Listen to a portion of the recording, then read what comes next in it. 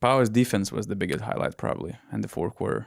Pau's defense have been winning games for them, and I think it has been the biggest highlight for me watching Panathinaikos.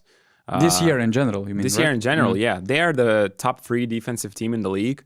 And, we had Mike James commenting that I think what he said a little bit, Duran Grant's defense is a little bit overrated. Or it's not a quote. That, he wouldn't say that individually he's like an amazing defensive player or that he is the main reason of good Panathinaikos defense. It's more about Pau being a defensive team and others also helping, or like Pau just sending double or triple defensive teams. That's what they did in this game too. They always have 2 guys on the ball, like really high up, higher than the 3-point line. So it's super hard for the guards to play against Panathinaikos.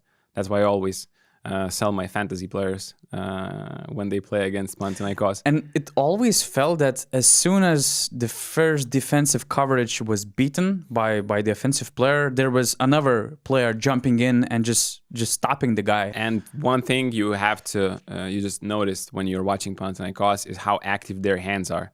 And it's not just with Grant, but everybody when they're in the gaps, when they're on the weak side, everybody has their hands up. And in the first quarter, I think they had 4 steals in this game. PJ Dozier on the other side for Partizan was also great, defensively with his hands. He had 3 steals in the first quarter. But Pau basically scored so many points after turnovers. I think they outscored Partizan in that category. And to me, the biggest difference maker was Duran Grant and his defense on James Nunnally. Yeah, you can say that some shots they just couldn't make some shots, although they were like in and out. They were really close. Maybe they were lacking of some luck, but Panathinaikos did their best in defense. That's for sure. Lazor's rim protection in the fourth quarter it was crucial as well. So a lot of good defensive moments for that team. Some people say Pau are fouling a lot. Like the refs are not calling fouls against Panathinaikos. But if you play and they're playing this physical defense in every game, the refs are just going to adjust at your level of physicality. So you are going to get away with some fouls in each game. So this is I think a really positive sign for Panathinaikos that they're winning games by their defense.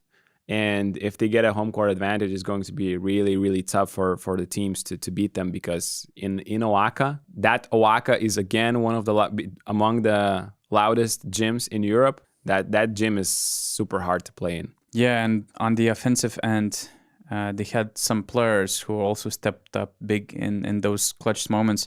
I would say that, for instance, Dinos Mitoglou, it feels like the guy has the skill to make the most important shots. Whenever you feel that, this is the time when Panathinaikos needs to score badly, there's Dinos Mitoglou making the 3-pointer, making a mid-range jumper, making some tough shots around the rim. So the guy has clutchness in his game, I would say, to step up in big moments. And of course, there was Kostas Lukas also hitting big shots. So it was just very solid all-around performance by Panathinaikos. Big win. They deserved that win. Yeah, Partizan, they didn't have Kevin Punter.